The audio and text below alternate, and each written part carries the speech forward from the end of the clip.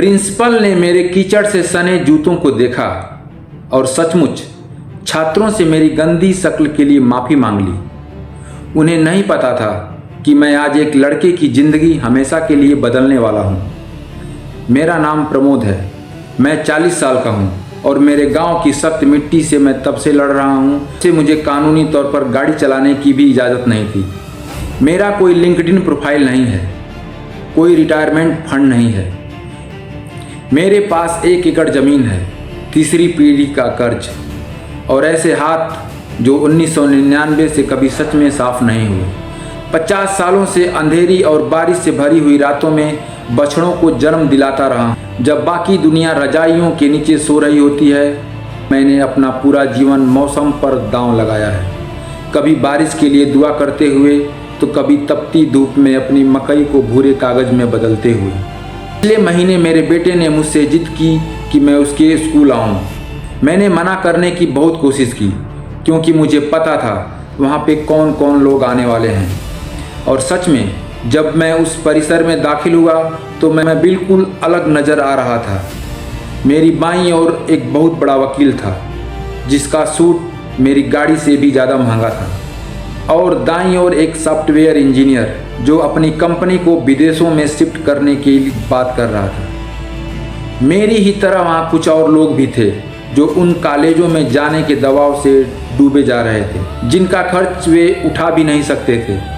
जब प्रिंसिपल ने मेरा परिचय कराया तो उसने एक तनी हुई और शर्मिंदा से भरी मुस्कान दी और मेरी तरफ इशारा करते हुए कहा, ये कृषि में काम करते हैं।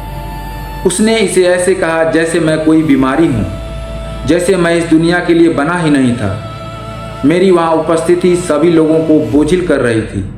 मैं माइक तक गया। मेरे पास कोई पावर पॉइंट नहीं था। मैंने बस अपने हाथ उठाए और मोटे, जख्मी और ग्रीस से सने हुए, जिन्हें कोई साबुन कभी पूरी तरह साफ भी नहीं कर सकता। मैं कभी किसी लेक्चर हॉल में इसके पहले नहीं गया था। मैंने भारी आवाज़ में कहा, मैं ज़्यादा तो नहीं जानता, लेकिन इतना ज़रूर जानता हूँ कि जब राशन की दुकानों की अलमारियाँ खाली हो जाती हैं तब आप डिग्री खाकर नहीं जिंदा रह सकते। पूरा हाल सन रह गया। तुम्हें बताया जा रहा है कि अगर तुम यूनिवर्सिटी नहीं गए तो तुम असफल हो जाओगे। मैंने किशोरों की कतारों को देखते हुए कहा, लेकिन मैं तुम्हें कुछ बताना चाहता हूँ। यह देश ईमेल पर नहीं चलता। यह उन लोगों की पीठ पर चलता है जो पसीना बहाने से नहीं डरते। मैंने वकील की तरफ इशारा किया। यह कागज़ बनाते हैं। मैंने अपनी ओर इशारा करते हुए कहा, मैं खाना उगाता हूँ।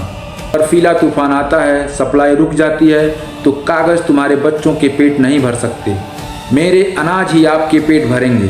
दिन के अंत में थक जाना भी इज्जत की बात होती है। मैंने कहा, अपने ट्रैक्टर को मैं खुद ठीक करता हूँ क्योंकि मैं आज़ाद हूँ, और इस बात में सुकून है कि सिर्फ नौकरी करने के लिए, एक संवैधानिक दस्तावेज के लिए तुम किसी बैंक के लाखों की कर्जदार नहीं हो। उसी समय घंटी बजी।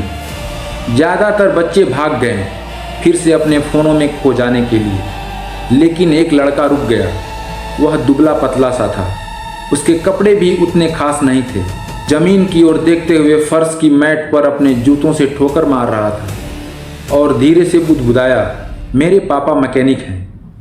मेरी ओर देखे बिना ही वो हर दिन पेट्रोल की बदबू लेकर घर आते हैं। मेरे टीचर कहते हैं कि मैं इतना होशियार हूँ कि उस ज़िंदगी से भाग सकता हूँ। कहते हैं कि मुझे आर्किटेक्ट बनना चाहिए ताकि मैं उनकी जैसा न बनूँ। उस दिन से मेरा दिल टूट गया। मैं मंच से उतरा और उसके कंधे पर हाथ रखते हुए कहा, बेटा, मेरे एक सवाल का जवाब दो। जब हाईवे पर एम्बुलेंस खराब हो जाती है और अंदर कोई मरीज मर रहा होता है तब उसे कौन बचाता है? आर्किटेक्ट? नहीं, उसने धीरे से सिर हिलाकर कहा, तुम्हारे पापा। मैंने मजबूती से कहा, तुम्हारे पापा जिंदगी को चलाए रखते हैं और यही जिंदगी और मौत के बीच का फ़र्क है। किसी को यह मत कहने देना कि उसकी ज़िंदगी से भागना चाहिए। वह ज़िंदगी सम्मान के काबिल है। लड़के की आंखें भर आईं। उसने जल्दी से आंसू पोंछे और एक बार सिर हिलाया और चला गया। अब वह थोड़ा सा सीधा चल रहा था। उसके कंधे अब झुके हुए नहीं थे। मैं वापस अपने खेत पर चला गया। फिर से वही कटाई, मशीनों की आवाज़, रातों की तन्हाई, सब कुछ वही पुराना वाला। लेकिन जब कल मैं हार्डवेयर स्टोर पर था हाइड्रोलिक ऑयल लेने के लिए, तभी एक महिला तेज़ी से मेरी ओर आई और मेरा हाथ पकड़ लिया। वह उस लड़के की माँ थी। आप ही किसान हैं ना? उसने कांपती आवाज़ में पूछा। मैं शिकायत के लिए तैयार हो गया था, शायद मैं ज़्यादा सख्त भी। मेरा बेटा सालों से अपने पिता से शर्मिंदा था। यह बात उसने आंखों से आंसू बहाते हुए कही। पुराने वाले ट्रक को स्कूल तक आने भी नहीं देता था, लेकिन उस सभा के बाद से वह हर रात गैरेज में जाता है। उसने गहरी सांस ली। पापा से कहा, मुझे सिखाओ इंजन कैसे काम करता है। 10 सालों से मैं पहली बार अपने पति को गर्व से मुस्कुराते हुए देखा।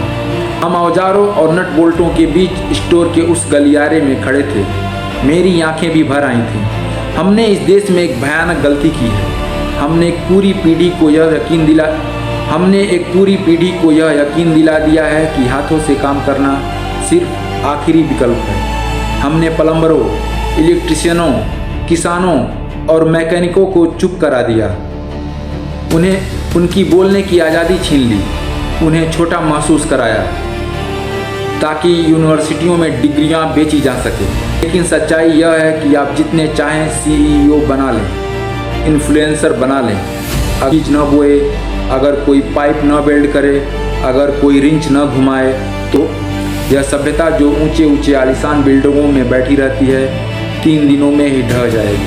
तो उस युवा के लिए जो बनाना, ठीक करना, उगाना या रचना पसंद करता है, हमें उनकी ज़रूरत है। किसी ऐसे कर्ज में मत फंसो जिसकी तुम्हें चाहत ही नहीं। मिट्टी में भी इज्जत है, ग्रीस में भी शान है। और जिस दिन दुनिया टूटेगी, सूट पहनने वाले लोग तुम्हें ढूंढ रहे होंगे। उन्हें बचाने के लिए हम देते हैं। वीडियो अगर अच्छी लगी हो तो लाइक करें, शेयर करें, कमेंट करें और अभी तक सब्सक्राइब नहीं किया है तो ज़रूर करें।